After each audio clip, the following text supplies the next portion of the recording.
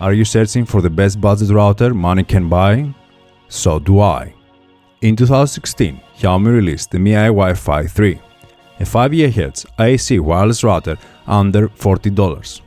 While the price was modest, the hardware was not.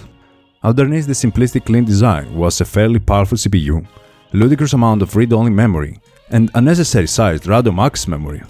There was though one small problem.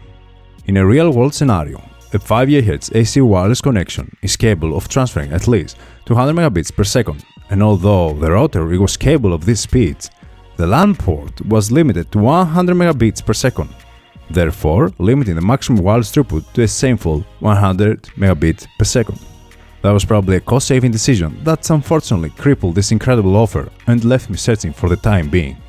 2 years later, Xiaomi introduced the successor of the MiWiFi 3, the MiWiFi 3G. Is it worth it? Let's find out. Xiaomi is one of the few Chinese companies that have revolutionized the industry the last decade. Focusing on simplicity and quality, they managed to become a very successful company that offered more than you paid off. MiWiFi 3G is no exception.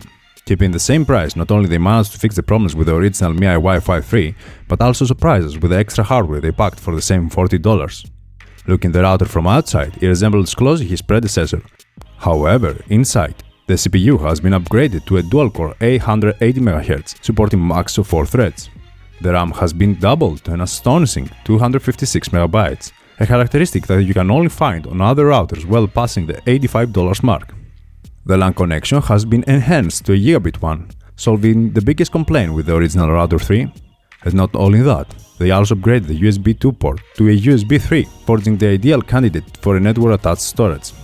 Now, if all that didn't blow your mind already, get this. When all companies in 2018 have declared a war with a headphone jack, Xiaomi is bold enough to include one in this router.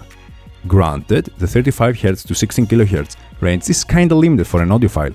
Nevertheless, now it's possible to take your voice calls 100 meters away from your phone, if you're willing to carry the router with you, that is.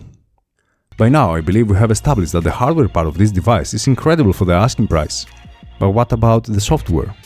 MiWiFi 3G ships with a modified version of Openwrt, which I have mixed feelings with. The bad news is that Xiaomi is notorious on spying on her users. To give you an example, features like the device of this device make me extremely suspicious. They provide you a service that requires you to send your activities in exchange for protection. In theory, it may even sound good. Who doesn't want to be safe? Yet in reality, there are two problems with it.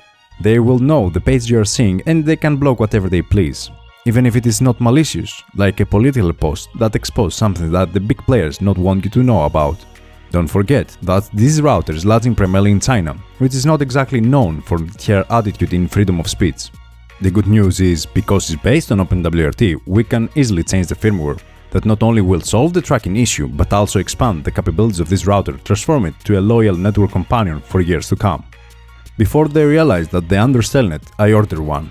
Immediately after the router arrived, I proceed with the brainwashing procedure. There is 3 ways to achieve this. Right up front, you can talk to it forever, like my girlfriend used to do, hoping that she will change me. Oh, sweet router, don't spy on me. You're a big boy now. You're not the router I fell in love with. Luckily for us, unfortunately for our girlfriend, this is not working. Alright, the alternatives. The easiest one is to install the development firmware from Xiaomi and ask her for the SSH password. That I believe will suit most users since it does not require any special tools or persuasion skills. However, if you happen to own a 3.3V USB to serial adapter, you can solder a header on the motherboard and you will typing on the root cell in no time. That was the path I chose for myself and that was the sound of success. Yes! That worked! This serial adapter can do wonders. Wait a minute.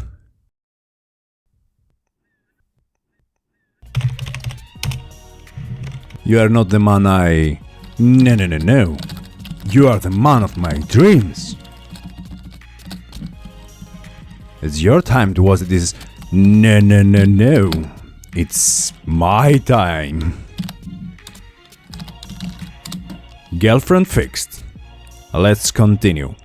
Now that we have Openwrt, we can advance with the installation. The software we need located on the Openwrt repository. Download the firmware image, throw it on a USB flash drive, and a couple commands after we have flashed the router. A solid blue bar will mean success. If you follow closely what I did so far, you are now with a working Openwrt installation and without a girlfriend. Assuming that you enjoy the process so far, you may delight to know that it's possible to compile the kernel and applications from source, building everything together as our own custom image. Isn't that delightful? Couple commands down the line. Little patience. A little of configuration. A lot of patience. And we're done. Our own custom image. Transfer to the router with an SSH session, boot it to the right partition, and if you did everything as you should, you will be greeted with a web UI at the address 192.168.1.1. Compiling the kernel and application is fun, but not a necessary step. You can achieve the same results by installing the precompiled packages from the Openwrt repositories. For example, let's install Vim together. Search for it, click install. Splendid! You're done! Furthermore, if you decide that you are a Vim hater, an installation is just a click away. Done. That being said, you can install a plethora of great software, even software that you don't expect, like aircrack-ng or Adblock. I'm quite excited for this one. Adblock usually reserved to run as a browser extension, which is fine but not elegant. Executing on a centralized location like your router allows you to block ads for all the connected devices with just one installation. That not only will free up resources from your devices, but also provide filtering for the gear that is not capable of running such a software, like your television or Nintendo Switch. Furthermore, you can even install a VPN server or load balancers to earn more connections, effectively doubling your internet speed. Features you can only find on a very expensive enterprise hardware, and yet, here we are enjoying everything with just $40 worth of hardware. We are really living the future. So far, we have secured our online privacy, unlocked the option to install powerful software, yet there is one more thing, equally important, which Openwrt community provide for us: security updates. Usually a wireless router stays with the same software all his operation life, with most manufacturers not providing any support whatsoever. Openwrt is different. You can download daily updates and stay in the cutting edge, although once in a while will be more than sufficient. A small example in this area is the security features on the Wi-Fi section. We can enable countermeasures for crack and DDoS attacks, something you will not find on your stock router firmware. Covering the software part was a lot of fun, yet I sense you are hungry for performance figures. Am I right? Leave a thumbs up if I am. I'm waiting, no rush here. For the wireless testing, I did use iPerf3 in my two devices, Asus Zenfone 3 and ThinkPad X240. For the 2.4 GHz band, my phone scored 50 megabits per second and my laptop 90 megabits per second. Both devices only used 20 MHz channel width out of the 40 MHz available. If they had used two partial streams, they will have achieved almost double the performance. Moving to the 5 GHz test, the phone achieved 181 megabits per second and the Intel 7260 enabled laptop 203 megabits per second. Again, both devices used half of the available channel width, so you should consider this as a baseline. If your own device is capable of taking advantage of the full channel width, then you should expect double the performance of what I demonstrate here. Concluding, we took an ultra cheap router and transformed it to an ultimate wireless router, losing our girlfriend in the process, bringing freedom back to our lives.